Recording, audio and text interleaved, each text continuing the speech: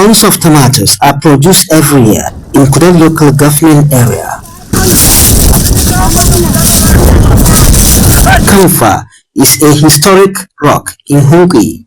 Despite technological advancements, the rock is still used for drying tomatoes for storage.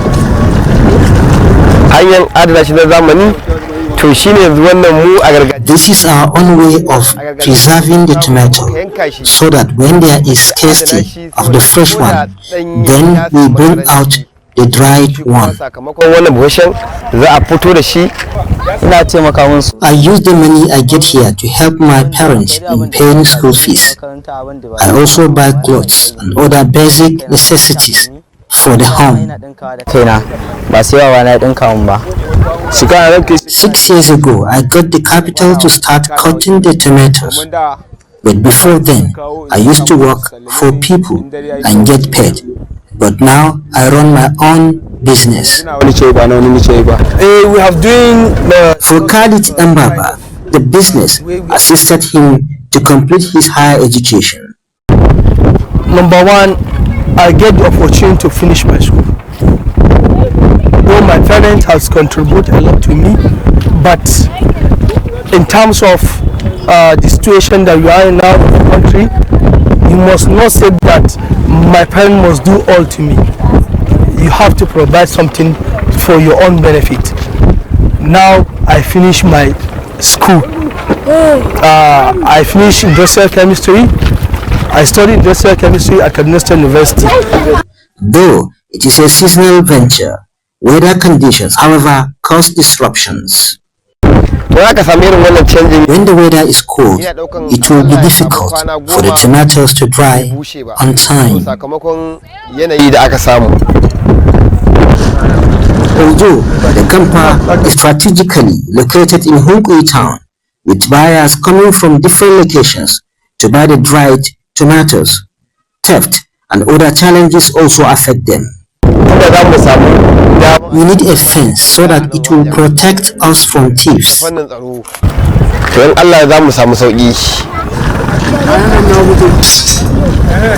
To ensure security for the produce, some spend the night guarding the tomatoes against thieves.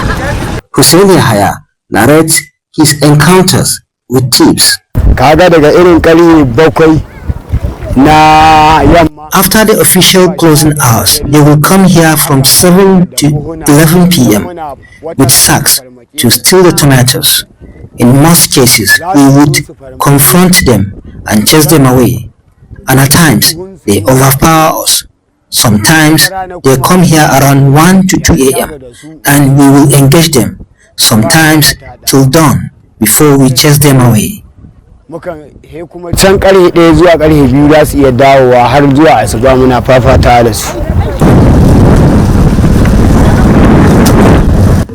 in Kudel local government also appeal to the government to provide them with modern storage facilities and also establish a tomato processing factory to curb the waste that results in losses of tomatoes worth millions of naira every year. Welcome back. Now, that was a report from Kaduna by Bello Musa talking about the tomato cultivation, not just beyond the cultivation, but how to keep it. Now, there's been the story mostly about the fact that after harvest, there are issues. These things go bad. How do we not have post-harvest losses? We can equally see that the federal government is trying to do something in that line with the Bank of Industry and the RMRDC, partnering to curb post-harvest losses and boost onion processing in Nigeria. Hopefully they get to see this story and equally add tomato processing as part of that package. Now, joining me today to discuss some salient issues on what's happening in our economy in Nigeria is Muktar Mohammed. He is the CEO of Finance with Muktar. Good morning. Thank you for joining us. He's joining us virtually from Lagos. Thank you for having me. Good morning. You had that report. What's your take on the situation and how well do you think the government can respond to this? Well, I think that's what we've been saying for a while about the insecurity and then government intends helping farmers. I think mostly why we saw the kind of high cost in food items was because of insecurity. a lot of farmers were not able to go to the farm to farm. I think it's one area that we're still thinking that government should do more. You can imagine what he was saying, that sometimes they have to be the one to fight them, and then sometimes they overpower them, and so got their good story.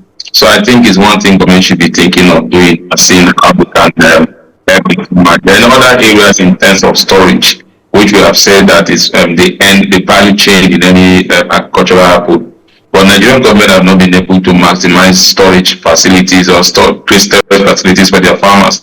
And this will dump that export out of the country and effects into the Nigerian economy, especially now that we have challenges with oil price and all that. So I think it's touched on two key areas that a lot of us have been saying that government should help farmers. But I think the most important one is insecurity. They have to provide security for them, at least. Once they have security, then they'll be thinking they'll be able to feed themselves and also be able to export, transport it to other parts of Nigeria. After that, then we begin to think of building storage facility for them to export out of the shore of this country to NFX and then expand their businesses.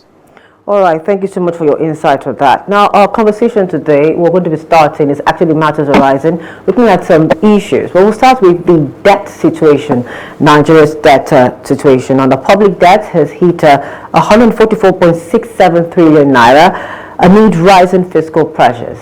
As of December 31, 2024, Nigeria's total public debt soared to that amount, which is equivalent to $94.23 billion, marking a 48.5% increase from $97.34 trillion at the end of 2023. Now, this follows a sharp rise within just 3 months, with the debt standing at 121.67 trillion naira in March, just last month here, 2024. Now, in half one of 2024, debt servicing rose by 69% year on year at 6.04 trillion naira, amounted to 50% of total government expenditure and 162% of total revenue at 3.73 trillion naira for the period. In quarter four alone, external debt servicing totaled $1.08 billion, including $408 million to the IMF and $431 million to commercial creditors. And of course, we're still borrowing. From January 2023 to August 2024, Nigeria has secured another 13.21 trillion naira, equivalent to $8.6 billion in loans from the World Bank, with an additional $2.2 billion anticipated in 2025. Now, Fitch Ratings projects external debt servicing to reach $4.8 billion in 2024 and rise to $5.2 billion in 2025, including a $1.1 billion Eurobond repayment due in November. You've heard me reel out this information, Mr. Mohammed. What's your take on this? Yeah, ordinarily, I think borrowing in itself is a bad idea, and it depends on what you are borrowing for and whether you have the capacity to pay. But again, we have seen government borrows recklessly. When you look at some borrowing, we go to recurrent expenditure rather than capital expenditure. I think that's where we have people like me have problem about the borrowing. Borrowing itself is not a bad idea, especially when you still have the means to use borrowing to grow your economy. Debt itself is bad in the sense that if you are collecting debt to feed on your consumables or pleasure rather than developing your economy and creating jobs. But like I always say, the global economy has gone from just getting debt as much as you can to where you do the PPP, whereby you don't have to provide any money for it or provide any get to borrow money, just give it to public-private partnership. They fund it and then they also build and operate for a time. So when you talk to road construction or any other project they want to back that they think is of economic value, then you give them a tax holiday. So, but we have not seen Nigerian government take advantage of this. And when you look at our borrowing, like you said, when you look at your borrow, then you look at your revenue. It's like our borrowing is more than our revenue. So that means you have challenges paying. And the unfortunate thing of all it is that this current administration, from the previous administration to this current administration, are not the one to pay for those debt borrowing. They have a moratorium period, that means that they are not able to pay. Some of these payments will come about 6-7 years after they are even gone. And I don't think that is good. The ones that you just said that they normally fund in the Eurobond which they have to fund because it's a 1 year, then you can do an extension. But all other ones, in terms of capital project, in terms of donation from international donor agents, some of the payments are not coming up now. So what it means is that the future generation are going to pay for the debt of this current generation. For me, I think that is where we have the challenge. We're not using the debt to build our economy. We are using it to pay capital expansion, or you are saying, oh, you are borrowing for cash transfer to houses that you don't have data. It's been hijacked by politicians for political reasons. So all these are challenges because, again, if you are borrowing, you must have the structure that you put in place to monitor that this borrowing are actually being used for what it is supposed to be used for, and also this borrowing are not abused by authority. But as it stands now, we don't have the structure, so it's a big problem for us. So basically, we're not borrowing to make more money in order to help us pay off our debt. We're not borrowing to make up more money. You see, when you want to borrow to make up more money, it doesn't mean that you have cash. You can borrow for infrastructure. Yeah, but once you borrow for infrastructure, let me say, like power. Let me say borrow for power. That means you have power. The country now has power. Then people will become more productive, and those people will pay taxes. And from those taxes, you can pay off your loan. You get more people get into the employment bracket. They are being paid salary, so you pay tax. They also will pay taxes from those. So those are the ways that you will not necessarily mean. Oh, Mr. Mohammed. Mr. Mohammed. Just that's for me is a big challenge. Okay, so now how sustainable is Nigeria's current debt profile based on the debt to GDP and debt service to revenue ratio? Look, you see, when the Nigerian government wants to borrow, they come with what debt to the GDP and that, because the debt to GDP is good, but debt to revenue is not good. Like you pointed out in your report already, you're already using about 50% for debt servicing. It was more than that before at the point we're doing about 94% debt servicing. And if you look at 50% for debt servicing, you use recurrent expenditure about 45%, and then you don't have capital projects less than 5%, then how do you grow your economy? So that means that cycle of debt will continue. So we need to look at a solution to it. One of those solutions is the PPP that I mentioned about. Then secondly, again, you need to look at the recurrent expenditure, political appointees, allowances, many other things that are things that should are negligible, that if we want to use that word, but we need to look inward and begin to look at how we can do that. Just the GDP can be fine, but you can't use your GDP to pay those debts. The only time your GDP can pay those debts is if that GDP now add productivity to the system, and in terms of productivity of the GDP, thinking about the job that it created. And you and I know that most of our GDP is largely driven by the production, not really because it has created more jobs. All right, so let me bring it down a bit now to the major people that this might impact. That's the informal sector, the SMEs. How does this our debt situation, how will it impact the MSMEs, the micro, small and medium enterprises? You see, when government becomes the key borrower in an economy, then there's a challenge. If we have the private sector borrowing the way government is borrowing, that means your economy is going to have a turnaround, because no private sector will borrow without thinking of what that borrowing will add in terms of value to the economy. But now what we've seen that SMEs and SMEs are not even able to borrow, because most people feel more confident to borrow to the government. The banks prefer to borrow to the government than borrow to small and medium enterprise. And because they know that government is a continuous project, government have the access, they will definitely pay. So, but if it's for the private sector that is going to borrow, and then in turn begin to use it to create jobs or run a project or improve in terms of creating jobs and also paying more taxes, that would be good. And you can see that if you go, it's just like what's happening in the financial sector. You are saying that they are going to the market to borrow from people to expand their network. So you buy shares more or less that they are selling off some of their assets to you so that they can be able to expand. And so those are the type of borrowing that are very necessary. But when government becomes the key borrower, then I think there's a big problem. All right, now let's look at, you talked about some of the debts. Now, could debt for infrastructure or debt for nature swaps be a viable option for Nigeria? Debt to what? Debt for infrastructure or debt for nature. You know, what I think we're doing right now, I think we're doing, we borrow money. Because you can't continue to do debt to needs, because again, yeah, I mean, you might be buying it, but when you talk about debt for infrastructure, that means the infrastructure itself will be able to pay the debt.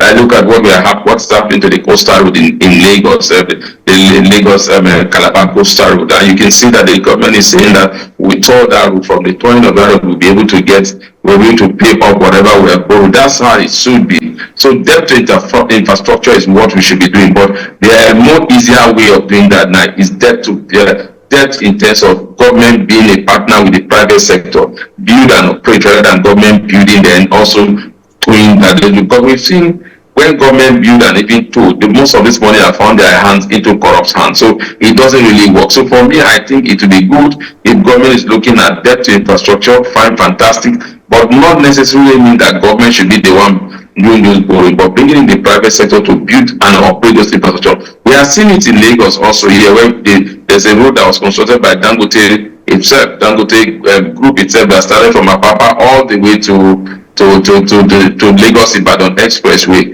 and that is built, and they didn't tow it, but that also government is going to give them tax holiday because of the money they use in those construction. That is the way to go. PPP is the way to go globally. All right, now, so what role can non-oil revenue play in alleviating the pressure from debt servicing?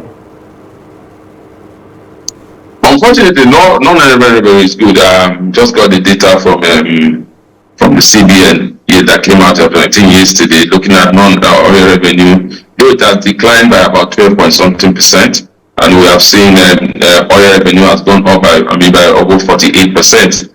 But again, when you look at non-oil revenue, you begin to ask in terms of value.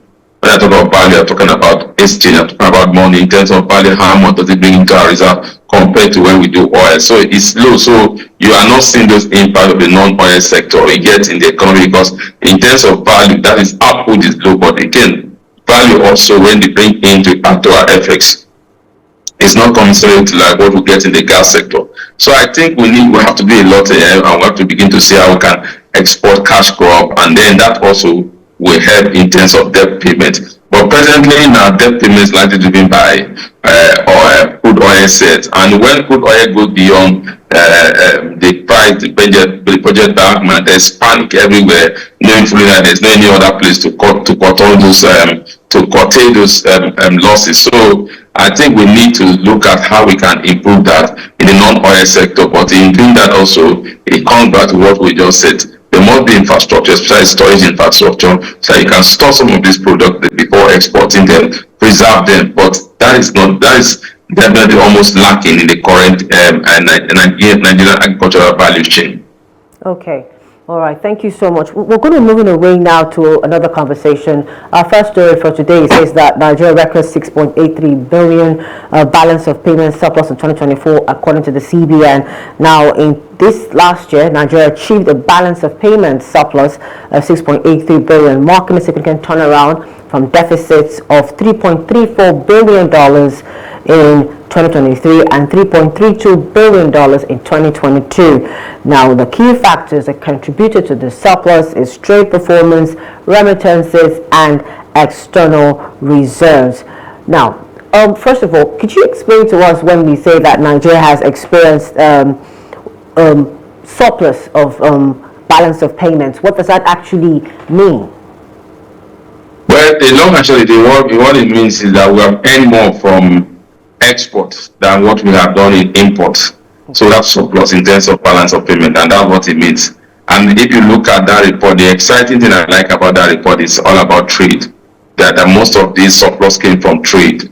So for me, it's whether it's trade. The trade was in the oil and non-oil sector. Oil sector was up by about 48%. Non-oil sector was down by 12%. Which is, you could also say you wish that all this do not really happen, but it definitely has happened. So the non-oil sector is not taking a leak.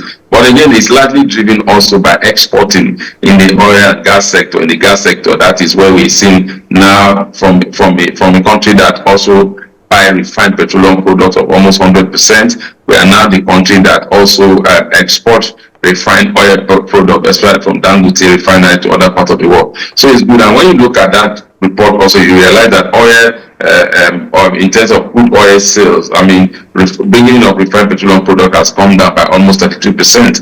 And hopefully, as we go through the year with the new advent of the crude oil, naira to dollar deal has to continue with immediate effect, that will also drive down bring in trade surplus to Nigeria. So I think I like the numbers that I'm seeing. I like what I'm seeing, but again, there's still a lot to be done, because if what I'm saying is not adding years to bring down stable exchange rate, that means we really need to work hard so that we earn more inflow. I like everything about the data. You look at international monetary agencies, also improvement. You see remittance to the Nigerian economy improvement. There's a lot of improvement there that makes it very, very exciting. And it more or less look like we are finally seeing the result of those reforms in terms of market, in terms of trading. So when you have done that, now you begin to trickle down to the ordinary Nigerian. So for me, it's a fantastic data that we have gotten. Hopefully, it's a data that really tells the really true nature of what we have seen. We should see, because as you stand here, if you have such of all these things, then definitely you see stability in your exchange rate. So they need to begin to investigate that with all these remitters, with all that we are able to achieve, why we not maintain stability in our exchange rate. I think that's one thing they should start looking at. All right. So, how sustainable is this surplus, especially considering Nigeria's high debt servicing cost and external debt levels? Well, unfortunately, it might not be sustainable. That's if you look at events that have happened over the week and over the day, you realize that our oil benchmark was based on about $75 per barrel. As at yesterday, oil closed at about $58 per barrel. There was a recovery to about $60 per barrel. So that means we're already having a shortfall, and that will have an impact on our budget. So that makes it very, very difficult for you to see sustaining some of these variables that we are seeing. Also, we also must not forget that diaspora remittance might have to go down because of the current immigration challenge that a lot of Nigerians are experiencing both in the United States and Canada and even the UK. So those are part of it. Then you look at oil output, oil production, because presently the government put oil production at 2.003 million barrels per day. We have not been able to even do 2 million barrels per day. So definitely also that's a challenge. So when you look at all the variables that are there, definitely there are challenges time to be able to maintain this kind of, sustain this kind of result that we have seen thus far. Could this surplus strengthen the naira support for the foreign exchange liberalization? I didn't get that question. Could this surplus strengthen the naira or support further foreign exchange liberalization? You see, liberalization has come to stay, but strengthening the naira will have to do with inflow. And most of our inflows are coming through sale of crude oil. Now, there's a challenge in the sales, in terms of the area of sales of crude oil. There's a challenge again in remittance to the Nigerian economy, like I just mentioned. So those are what are threatening the stability or bringing in of seeing sustainable effects in the economy. So we need to address that, and in addressing that is something that we cannot just address in the short term.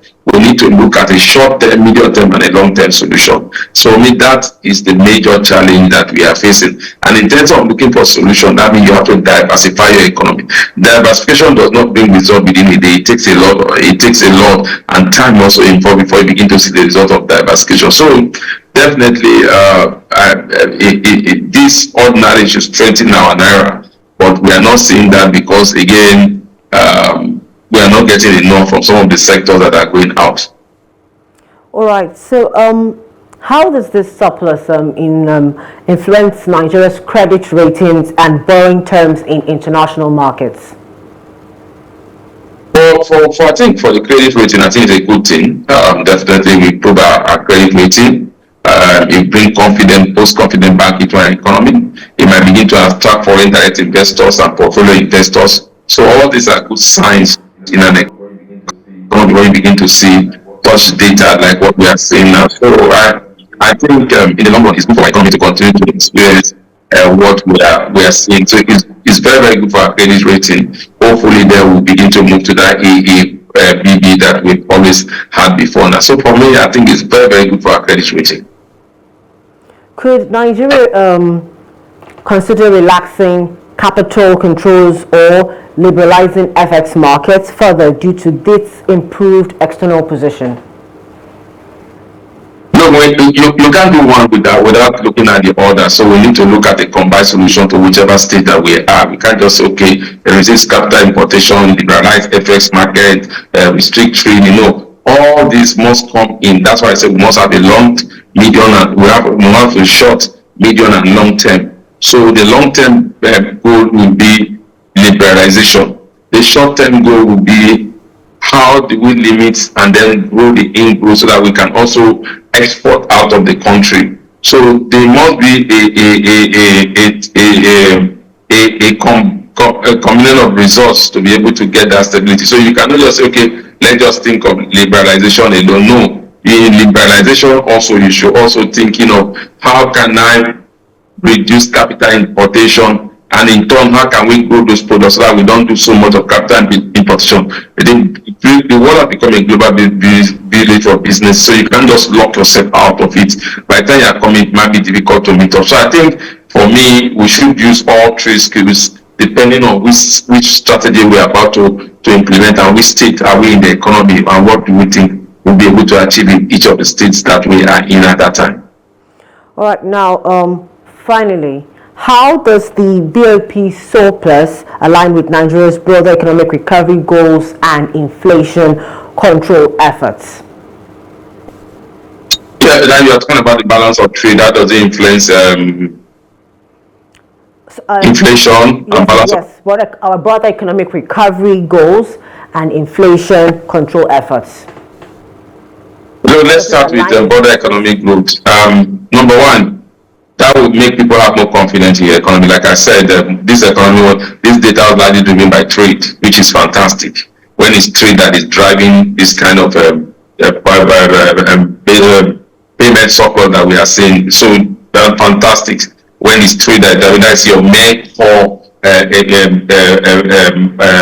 economic variables is driving, which is trading. But again, before now, you see that some of the things that actually drive it was more or less remittance, borrowing from international agents, but this time you are seeing trade, you see volume of trade driving it. So for me, like I said, that's very, very good result. Now, secondly, how will that stabilize our currency? That's where we need to improve it, because again, if you look at that report, they say remittance have improved by almost $21 billion. But when you look at our FS results, our FS results have not improved commensurate to remittance. And if some of these remittances are really used to stabilize the FX market to the retail sector, then we should see stability in our FS rate. Our FS rate should not be the way it is to that 1,600. So there's still a lot of work to do. And if you are dealing with FX, because once you deal with FX rate stability, you have dealt with one of the core inflationary pressure in Nigeria, because FX seems to be what is driving. It seems to be what is driving inflation, and the CBN have alluded to that in their last bankers committee meeting. They are thinking of stabilizing the exchange rate. So if you want to deal with inflation as it stands now, Nigerian inflation is not likely driven by supply chain. Yes, that is part of it, but what is really driving our inflation now is the exchange rate, because majority of what we consume we import, and when we are not importing what we consume, the machinery that are used to make it to finished products are imported into this country. So we need to look at that critically. To be able to address inflation, you must pick the exchange rate. And unfortunately, it's not only the part of the monetary committee to fix the exchange rate issue. The physical side have to do that, because that means that the security side is doing that. They must provide security, especially in terms of in the Niger Delta for oil production, so that there's reduction in this oil theft. We're able to meet up that 2.03 million barrel per day, because that is what we add to our reserve, and that is what will boost our confidence to maintain stability in the exchange market. By doing that, drive down inflation. All right, thank you so much. Now, our last conversation in the last few days, or maybe a week if not more, we've seen a situation of the global market, and even Nigeria got an impact from what I like to call the Trump hurricane and the 14% tariff hike. However, yesterday he's put a pause on it for 90 days, and he's announced that pause for most countries, while significantly increasing tariffs on Chinese imports to 125 details. The 90-day suspension applies to over 75 nations, maintaining a general 10% tariff on imports, with certain exceptions like vehicles facing a 25% rate. Increased tariffs on Chinese goods are raised to 125%, citing Beijing's retaliatory tariffs of up to 84% and ongoing trade disputes. Now, there's a lot. We see that when this announcement came, the global markets surged. Even Bitcoin went up a bit. The S&P 500 rose by 9.5%, the Dow Jones by 7.9%, the Nasdaq by 12.2%. European markets also experienced the notable gains, with Germany's DAX increasing by 7%. There's an effect, apparently, that Trump has when he does some of these things, and we Nigerians have had that effect. However, yesterday on the program, we said something, it was one of our stories, that Nigeria went ahead to retaliate by putting a import ban on 25 goods from America, which the American consulate is saying, no, that's not nice, that's not right. What's your take on this whole situation? Number one, we need to negotiate, and we need to let them know why we have to do those import. And largely it's because we are looking at some of those things are things that we can produce in this country. So how do we be able to be self-sufficient? That we need to let them understand that first and foremost. From issues that being the global issues, not just a Nigerian issue, like you rightly pointed out, but they have that effect on us. But the good thing is that when you look at the effect it has in us, it's not so much because in all its tariff war, it has made sure that it doesn't put so much tariff in oil and gas, which is our largest import to them, either to Dangote refinery or sell of crude oil to some of the American companies. So with that, you can say Nigeria has relatively had a little bit of immune from it. But where we are not exempted from this is the price of crude oil as a result of this policy. We have seen crude oil come down, like I said, to about $58 per barrel, and we have a benchmark of $75 per barrel. So that means we have a huge difference, and that means we might go back to that cycle of borrowing to meet up infrastructure development because of our revenue is being impeded by this low oil price. So we have our work cut out.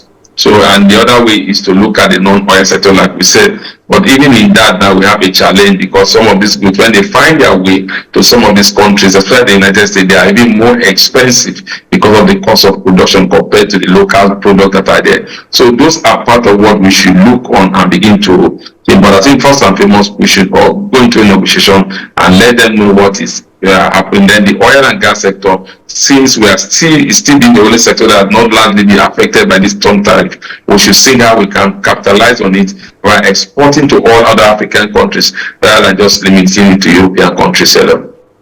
So now, do you think that the tariff hike that America has imposed on China will only have an effect on us, Nigeria, seeing that right now China is our major player in business? No, I don't think so, because again, that means Chinese goods in America will be more expensive than Chinese goods in Nigeria, because we are not imposing any tariff on Chinese. Because the long tariff does not grow any economy.